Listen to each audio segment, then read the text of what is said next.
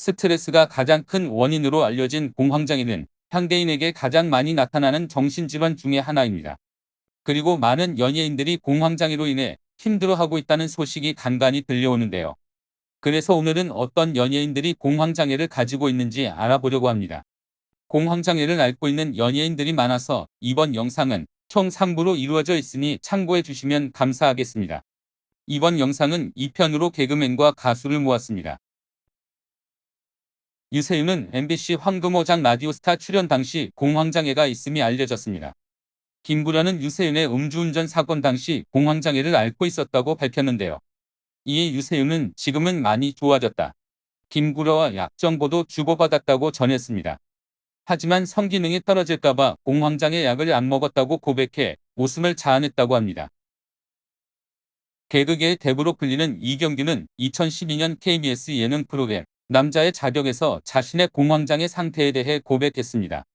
이경규는 죽을 것 같다는 심리 상태를 경험했고 서 있다가 스스로 꼬집기도 한다. 내가 살아있나 보려고. 주위에 얘기를 못하니까 스스로 많이 꼬집는다. 마비가 오는 것 같았다라고 이야기했습니다. 이경규는 공황장애를 이유로 상황에 따라 엘리베이터도 타지 못했다고 합니다. 그는 나는 불면증이 있다. 공황장애 약을 지금도 먹고 있다. 공황장애가 오면 잠을 잘 못 이룬다며 예전에 김태원, 이윤석과 8시간 동안 지리산 등반을 한 적이 있었는데 그렇게 피곤한데도 셋 다 잠을 못 이뤘다. 알고 보니 셋 다 불면증이 있던 거다. 그래서 수면제를 먹고서야 잠을 잘 수 있었다고 밝혔습니다. 불안하고 고독하고 억눌림을 많이 받았는데 현재는 꾸준히 약을 복용한 결과 상당히 좋아졌다고 합니다. 김구라는 가슴 통증과 이명 증상을 호소해 급히 병원에 가게 되면서 공황장애를 스스로 밝힌 대표적인 연예인입니다. 병원에 갔던 당일 세 바퀴 놓고 예정이었지만 불참하고 말았는데요. 김구라는 지난 2014년 5월부터 치료 중이었던 공황장애 증상이 악화되었고 절대 안정을 취하라는 의사의 소견으로 인해 당시 입원 치료를 병행했다고 합니다.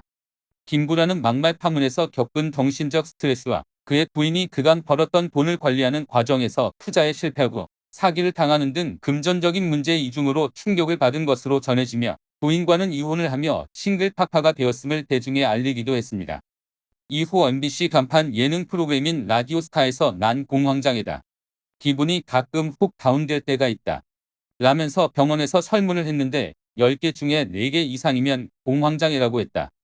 난 초기 증상이니까 방치하지 말고 약을 먹으면 괜찮아진다고 했다라며 본인의 공황장애 판정을 스스럼 없이 이야기하였습니다. 정형돈은 지난 2015년 공황장애와 더불어 건강 악화로 모든 방송을 중단한 적이 있습니다. 정형돈의 소속사 FNC 엔터테인먼트는 보도자료를 통해 정형돈 씨가 건강상의 이유로 당분간 방송 활동을 중단할 예정이라며 오래전부터 알아왔던 불안장애가 최근 심해지면서 방송을 진행하는 데 큰 어려움을 겪어왔고 결국 제작진과 소속사 및 방송 동료들과 상의 끝에 휴식을 결정하게 됐다라고 밝혔습니다.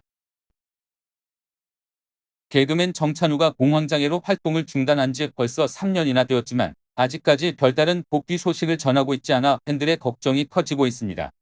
지난 2018년 정찬우는 건강 상의 이유로 갑작스레 모든 방송 활동을 잠정적으로 중단했습니다.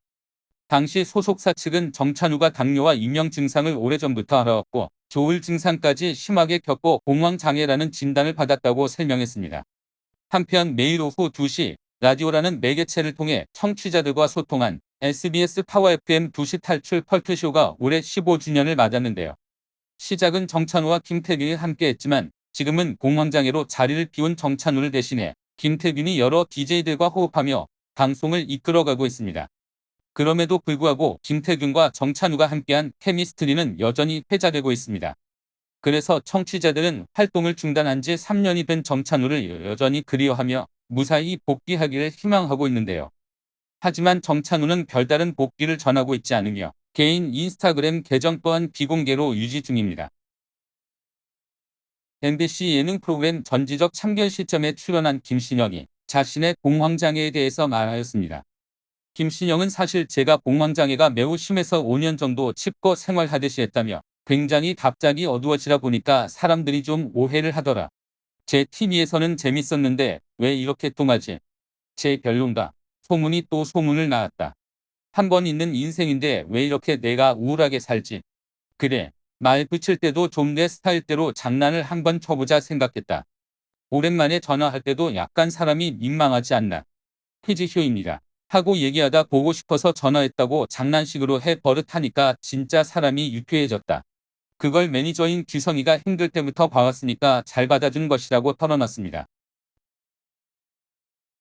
YG의 수장 양현석 역시 공황장애를 겪고 있습니다. 아내 이은주와 결혼식을 올리지 않은 이유에 대해서 사람들 앞에 서는 것이 싫었기 때문이다. 창피하다. 남들이 다 하는 걸 또 따라 하는 것도 싫었다라고 말했습니다. 이어 딸 양유진이 유치원에서 아버지의 날이라서 동반해야 했지만 사실을 알고부터 공황장애가 오기 시작했다면서 결국 딸 운동회에 참석하여 1등을 하고 나니 공황장애가 싹 사라졌다고 덧붙이기도 했습니다. 이상민은 과거 엄청난 인기를 누렸던 룰라의 멤버이자 엔터테인먼트의 뛰어난 투자자, 프로듀서를 겸해 컨트리 꼬꼬, 샵디바 샤크라, 다리킴, 이혜영 등을 거느린 어마어마한 대형 기획사의 대표였는데요.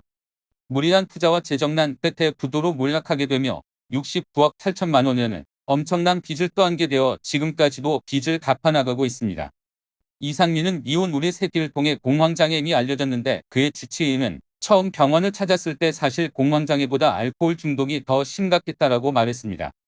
그래서 술은 끊었는데 담배와 커피를 끊지 못하겠다라며 커피를 하루에 적게는 2리터 많이는 4리터를 마신다고 전했는데요.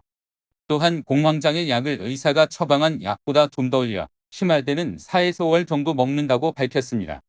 이상민은 과거 룰라로 활동 당시 표절 시비로 인해 자살 시도를 해서 팬들을 충격에 빠뜨리기도 했는데요. 이에 이상민은 자살 시도가 아니라 화가 나서 유리창을 뺐는데 피가 너무 많이 나서 오해를 부른 것이라고 해명했습니다. 김장훈은 공황장애를 겪는 연예인의 대표적인 인물로 이미 오래전부터 방송이나 인터뷰에서 본인이 처한 상황에 대해 스스럼 없이 밝혀왔습니다. 김장훈은 공황장애 진단으로 잠시 휴식을 취한 김구라 대신 JTBC 썰전을 진행하는 와중에 내가 공황장애를 앓았던 사람으로 드리는 말씀이냐. 그 질환은 100% 완치된다라고 말하며 김구라도 외상 후 성장을 이뤘으면 좋겠다. K를 확신한다라고 말했습니다. 하지만 김장훈은 지난 2014년 공황장애로 인한 불안감으로 기내에서 흡연을 한 혐의로 약식 기소되기도 했는데요. 사법당국은 김장훈에게 항공보험법 위반 혐의로 벌금 100만 원을 선고했다고 합니다. 가수 현진영도 공황장애와 우울증을 앓았던 과거사를 털어놓았는데요. 현진영은 채널A 행복한 아침에 출연해 아내의 권유로 정신병원에 입원해 공황장애와 우울증을 치료하기도 했던 그 시간들이 있었기에 한층 더 건강한 삶을 살 수 있었다고 전했습니다. 또한 어릴 적 수영장이 있는 집에 개인기사와 요리사가 있을 정도로 부유하게 살았던 현진영은 어머니가 돌아가신 이후로 인생이 크게 바뀌었다고 하는데요. 중학교 2학년 때부터 시작된 가장 역할은 삶을 포기하고 싶을 정도로 힘들었고 결국 극단적 선택까지 시도하기도 했다고 합니다. MBC 라디오스타에 출연한 전지는 강해 보이는 겉모습과 달리 공황장애 증상을 솔직히 털어놔 안타까움을 자아냈는데요. 약을 먹어야 할 정도로 힘들었다는 그는 공황장애를 겪은 지 오래됐다. 초반에는 약을 너무 많이 먹어서 정신 상태가 이상해질 정도였다. 그래서 약 대신 택한 것이 술이다. 지인들이나 친구들과 함께 술을 마시면 편한 기분이 들었기 때문이었다라고 말했습니다. 이어 혼자 있는 게 무서웠다. 아직까지도 다른 사람이 운전하는 차를 타지 못하고 비행기도 타기가 좀 힘들다고 밝혔는데요. 그래도 요즘은 정말 많이 좋아졌다.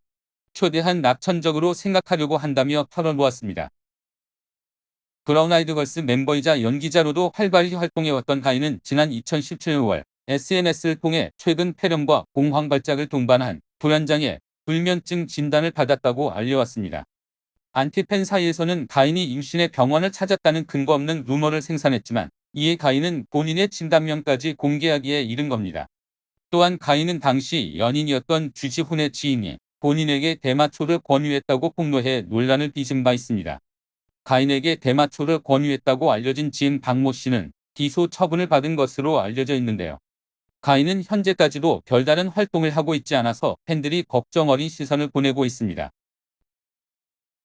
KBS 남자의 자격을 통해서 세상에 이름을 알렸던 가수 배다혜도 공황장애로 많이 힘들었다고 밝혔습니다. 남자의 자격 방송 후 당시 멤버들 간의 갈등이 극에 달했고 배다혜는 바닐라 루시를 탈퇴하게 됐습니다. 여기에 소속사와의 공방전도 이어졌습니다.